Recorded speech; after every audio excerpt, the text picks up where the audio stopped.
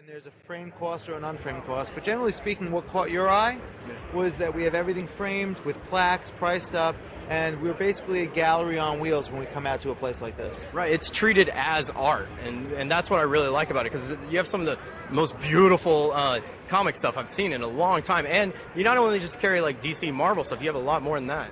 Right, we as a company have license with the folks that publish Peanuts, Disney, Warner Brothers, Hanna-Barbera, Marvel, and DC. And in conjunction with that, we also sell a lot of sports memorabilia. So depending on where we're set up, we actually have baseballs, footballs. We'll go to the Major League Baseball Fan Fest every year, and then we sell sports memorabilia there. We'll go to the NFL football game, the Super Bowl. We'll set up there, and then we come to fine art shows, and we come to shows like this. So at a show like this, when you come to our booth, you'll see canvases that are signed by Stan Lee, Joe Quesada, Jim Lee, Alex Ross. You'll see a lot of stuff there that is just published art from different superhero collectors and superhero artists. But on top of that, we have a lot of Disney, Warner Bros., Hanna-Barbera, so we carry everything. And to give you a sense of what we carry, like we have an original set of dwarfs from Snow White from 1937. So this year, this year is something like the 72nd anniversary. So that set is about $55,000. And then we have new stuff that was just published, like this Joe Quesada canvas, which I see up on the screen. That's an edition of only 10 pieces. In fact, that was just sold a couple of minutes ago while you were at the booth. Oh, yeah, I saw that. Yeah, that was number 1 of 10. It was done by Joe Quesada, and then it was signed by Stan Lee, who obviously was responsible for the creation of Iron Man. And those are some other pieces we have. We have reproductions of original comic book covers that are important. We have limited editions that commemorate Bob Kane, the Batmobile, things that are signed by Bob Kane. I'm looking up there. You have Alex Ross canvas of the Punisher, which is one of his great Marvel characters. Right, you were telling me that Stan Lee, you have a bunch of things signed by Stan Lee, right? Yeah, we have approximately 3,500 pieces signed by Stan Lee. We bought the Marvel archives from Marvel themselves, so that had hundreds and hundreds of original cells that were photographed and used on film. We got all of those signed by Stan. Then on top of that, we did a couple of big editions. Let me give you an example of one of them. Okay. I was over there, and guys, just to let you know, this is art that's for everybody, though. It wasn't just like, wow, this is an amazing piece by Stan Lee that I'll never be able to afford. He had several pieces that were incredible, but also affordable, too. Right. Actually, I brought one piece to show everybody whenever we get the camera back on. What's on screen right now is something called Infinitely Evil, which is an original piece that was done by Alex Ross. This over here, just to give people a sense of everything we carry, let's straighten it out. There we go. This is a cell signed by Stan Lee. It's of his most classic character. It includes a photo of Stan Lee actually signing it in his office. I actually took that photo. And it's signed and framed and everything like this. And we run this on special at shows like Wizard for $159. Wow, that's pretty good. It's signed, framed, it's really nice. Absolutely, and it comes certified.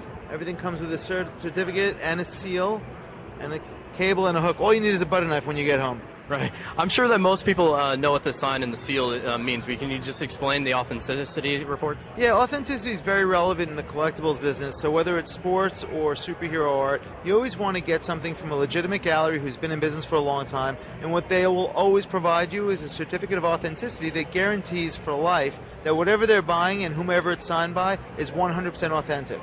And we give a certificate of authenticity with everything we do. That includes signings with Yogi Berra, Derek Jeter, Stan Lee, Joe Quesada, whoever it is. It always has a cert. And if those folks out there that are selling it without certs and don't have a guarantee or don't have any physical presence anywhere, they're just a gallery online, which doesn't cost much to open up and put some images, that's the kind of stuff you have to look out for in the collectibles business. Cool. Our viewers are actually asking some questions live, too. And one question is, what's the most expensive piece that you've ever sold? My goodness, I thought you were going to ask whether I was single. The most expensive piece I've ever sold was about a $90,000 original Disney piece that had an original background and original cells from Snow White and the Seven Dwarfs. Wow. At the show, the most expensive thing that we have here is we have that set of Seven Dwarfs that's about $55,000. Yeah, and there's one of them. So those are original dwarfs, one of each dwarf on a Cavassier background, which is the original gallery that carried and distributed Snow White cells. How rare is that? I've been in the business for almost 20 years, and I put that set together. It took me 2 years to buy each individual dwarf, and I've only seen 2 other sets in the history of me doing business. That's pretty cool. You've been in the business for 20 years. You've been collecting that long? Yeah, I've been collecting that long. That's how I got into it. I started collecting in college. I went to school right here at NYU in Manhattan. And while I was in school, I borrowed a few dollars. I started to buy things, and then because I couldn't afford to get more things, I started to buy and sell and research where I could buy at wholesale. And I started to sell to galleries, and then ultimately we opened the gallery. And it became something that was a love became a career. That's kind of... That's why we do it well. That's why I do it well. That's kind of the dream, right? We have, it's always a dream to do something that you like. And make money. And make money at it. Not that we make that much money, but thankfully we do okay. But we have about 11,000 pieces of inventory. And we have a catalog that goes out. Our catalog is free. We do shows all over the country. People could see us at all the Wizard shows, at San Diego Comic-Con, at WonderCon, at New York Art Expo, all sorts of shows. But they can browse you at a website too, right? 100%. Choicecollectibles.com. Yeah. And the ones that we're seeing here right now, they can pick up. I mean, they can look at, view, and purchase online. 100%. They can either purchase it online or they can come right down to the show and buy it here. We'll wrap it up, corner it, bag it, and they can take it home with them.